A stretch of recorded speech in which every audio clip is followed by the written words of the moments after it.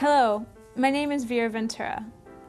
I am currently a student in the Education Technology program through Harvard University School of Extension Studies. What you will see here is a video e-portfolio about my culminating experience as part of the class ED 102, Introduction to Educational Technology. So when I tell people that I'm getting my master's in educational technology, what usually follows is a puzzled look and a follow-up question. So what does that mean? I assumed the words education technology were self-explainable, that is not always the case. I'm usually left having to explain what educational technology means. Sometimes I feel like an expert based on my experience as a high school media and production teacher and current studies. Megri, what are you doing?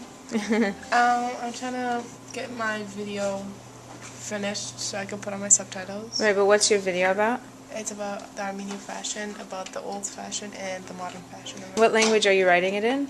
Armenian. And then you're translating it into? English. With the subtitles, it's going to be English.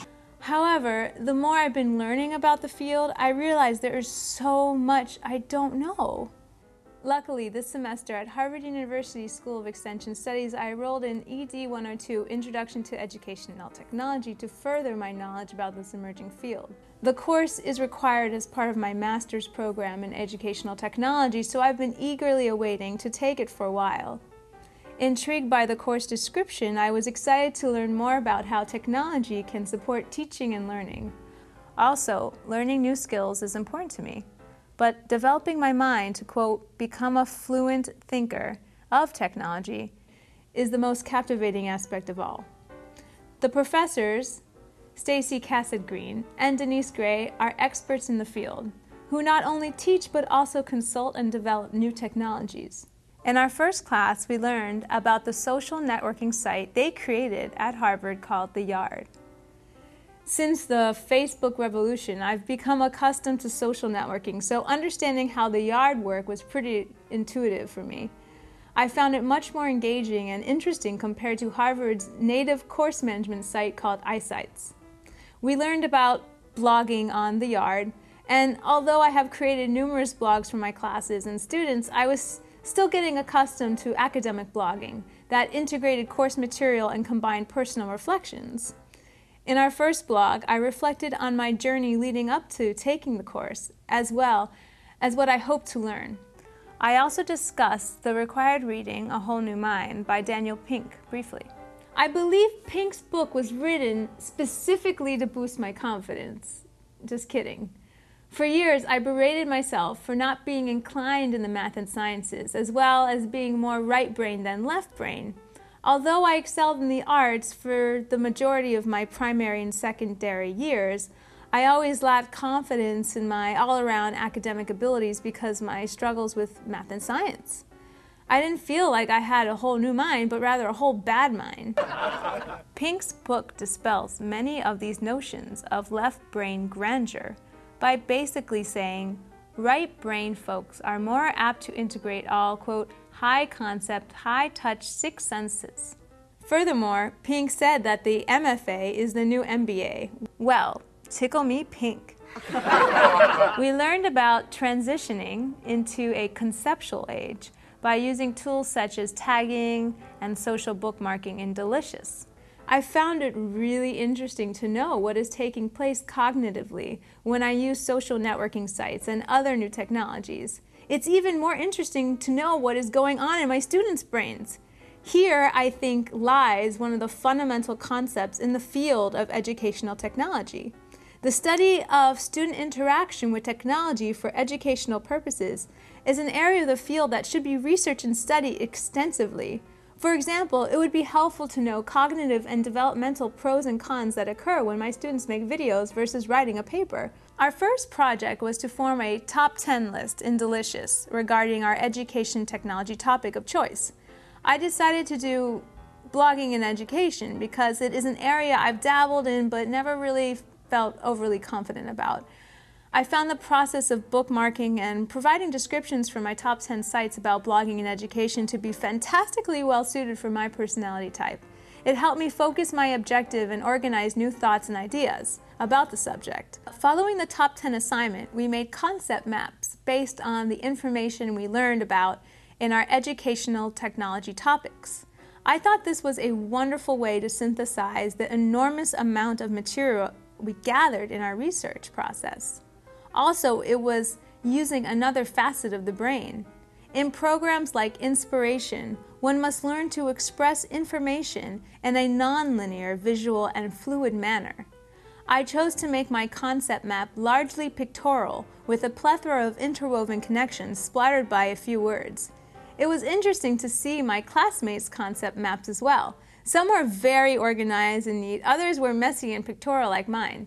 No map was the same, as every mind is different. I can see how this tool and process can be incredibly useful in education, especially for the visual and spatial learners, according to Howard Gardner's multiple intelligence theory.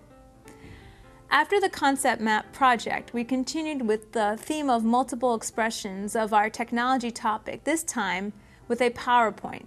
However, we began learning about a new way of presenting PowerPoints that claims to be the, quote, end of boring PowerPoints. Enter Pakachka. Gosh, just learning how to pronounce the name took me all semester. Pekka Kucha?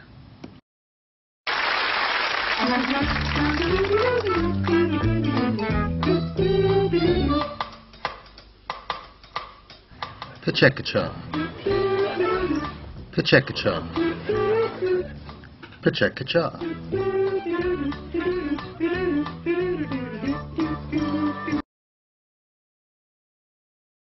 Pakachka was conceived by two Tokyo-based architects and adheres to a specific form of presenting 20 slides in 20 seconds each.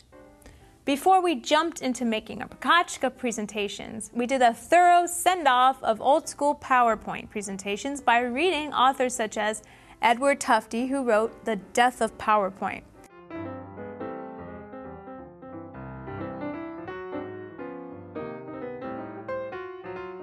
We all made abridged Pakachka presentations of 10 slides for 20 seconds each. Although it seemed simple, the process took a lot of work and practice. However, I thoroughly enjoyed the experience and I see Pakachka as an invaluable tool for teachers and students.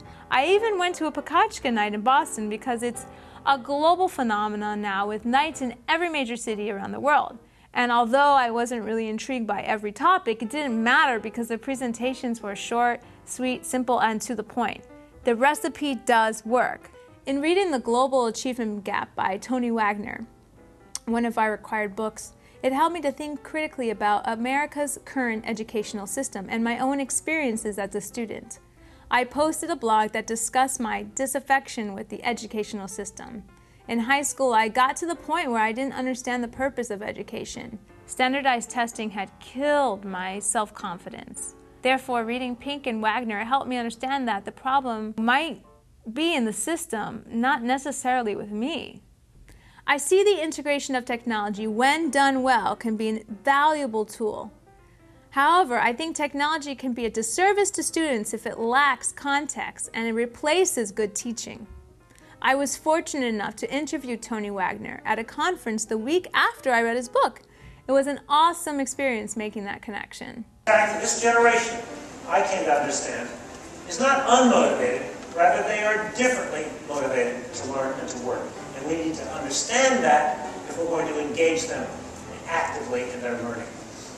As you know, they are accustomed to a 24/7 connection. They might as well have an Ethernet port for a belly button. We're reading your book, right? Yep. And we're all educators, we're all interested in learning about, within the class, about improving instruction through education technology. What is some of your advice for the multiple various teachers? Yep. and It's a cautionary tale.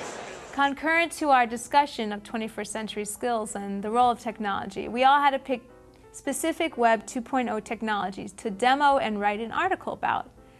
I picked the multimedia creation tool Animoto.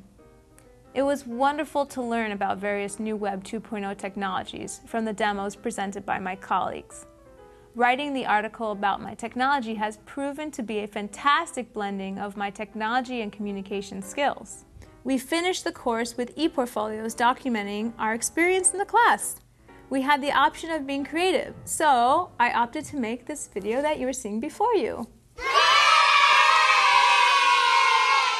In closing, this class has been a great experience. Since technology changes sometimes faster than the speed of light, I know that this is just the beginning of a long journey into the realms of education technology.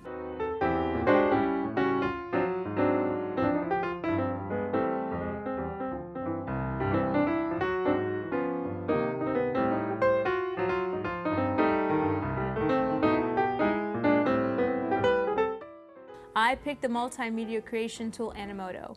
It was a wonderful tool to learn about, and it was really great to learn about. Therefore, reading Pink and Wagner helped me understand that the problem might not be in the system. I know what I need to say. I just wrote it wrong. Therefore, reading Pink and Wagner helped me understand that the problem might not be in the system. Oh, it lies within the system. Okay, I got it now. Okay, sorry. Explaining how Animoto can be used in education was challenging, but it was a well-worth experience. Does that make sense?